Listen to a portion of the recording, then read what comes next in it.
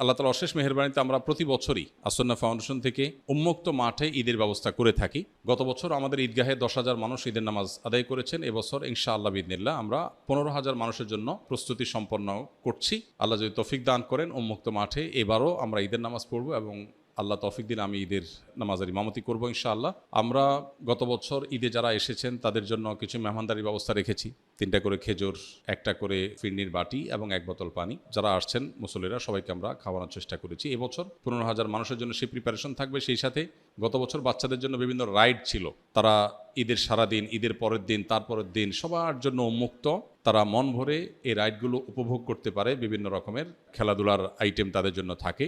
রেলগাড়ি, train, তারপরে jump দেওয়ার জন্য আরও বিভিন্ন রকমের আয়োজন তাদের জন্য থাকে। তো সেটা এই বছর আরও বিশেষ কলেবরে থাকবে ইনশাআল্লাহ, যাতে করে বাচ্চারা ঈদকে যথাযথভাবে উদযাপন করতে পারে। আমরা ঈদের নামাজ পড়ে বাসায় গিয়ে মোবাইল টেপাটেপির এই কালচারটাকে পরিবর্তন করতে চাই। সেজন্য ঈদগাহে আমরা নানাবিধ আয়োজন রাখছি। সবার জন্য যেমন হালকা নাস্তার ব্যবস্থা, আবার বাচ্চাদের জন্য রাইডের ব্যবস্থা, মা বোনদের জন্য পর্দার সাথে মা বোনদের ভেতরে মহিলাদের মাধ্যমে তাদের হাতে মেহেদি দেওয়ার ব্যবস্থা এবছর নতুন করে আমরা রাখছি। আমাদের উদ্দেশ্য ঈদকে সত্যিকারের ঈদে পরিণত করা। এখন দুর্ভাগ্যজনক বাস্তবতা হলো যে গ্রামে হোক শহরে হোক ঈদ হয়ে গেছে আমাদের মসজিদে গিয়ে কোনো রকম ঈদের নামাজটা পড়ে বাসায় এসে মোবাইলে ফেসবুকে স্ক্রল করা। এটা আসলে প্রকৃত ঈদ হতে পারে না। ঈদ উপলক্ষে আত্মীয় স্বজনের বাসা বাড়িতে যেমন যাওয়া দরকার, আনন্দ ভাগাভাগি করা দরকার, মোবাইলের স্ক্রিনের বাইরে এসে ঈদটাকে উপভোগ করা আমাদের প্রত্যেককে চেষ্টা করতে হবে। বাচ্চাদের জন্য দেখা যায় দুর্ভাগ্যজনক যে ঈদের দিনও তারা ট্যাব নিয়ে, মোবাইল নিয়ে গেমস, কার্টুন ইত্যাদিতে ব্যস্ত থাকে।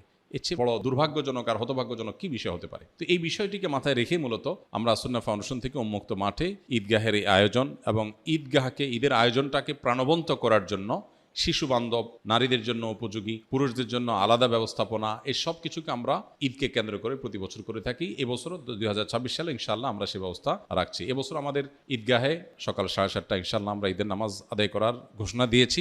অতএব যারা অংশগ্রহণ করতে চান দূর দূরান্ত থেকে তারা আগে ভাগে চলে আসবেন ইনশাআল্লাহ উন্মুক্ত মাঠে ঈদের নামাজ আদায় করার জন্য। আর যারা বিভিন্ন এলাকাতে ঈদের নামাজ পড়বেন, আপনাদের প্রতি আমার উদাত্ত আহ্বান, ঈদের নামাজ আপনারা উন্মুক্ত মাঠে করার চেষ্টা করবেন যথাসম্ভব, মসজিদে না করে উন্মুক্ত মাঠে। আমাদের দেশে একটা ভয়াবহ বাজে প্রবণতা দেখা যাচ্ছে। সেটা হলো যেই এলাকাতে কয়েকটা গ্রামের মানুষ একটা বড় ঈদগাহ ঈদের নামাজ পড়তো, সেখানে এখন দেখা যায় সবাই যার যার মসজিদে আলাদা ঈদের জামাত করে। এটা প্রশংসনীয় কোনো উদ্যোগ না।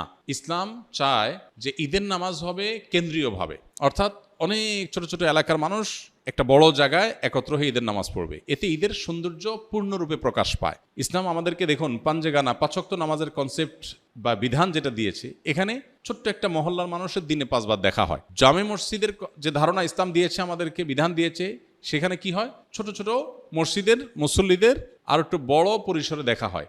সপ্তাহে একদিন জুমার দিন কয়েকটা ছোট ছোট মহল্লার মানুষ একটা বড় মসজিদে মিলিত হন। আর ঈদগাহে সারা বছর যাদের সাথে দেখা হয় না, বছরে ঈদগাহে 2 ঈদে তাদের সাথে দেখা হয়। তো এই ধারণাটাই আমরা পরিবর্তন করে ফেলছি।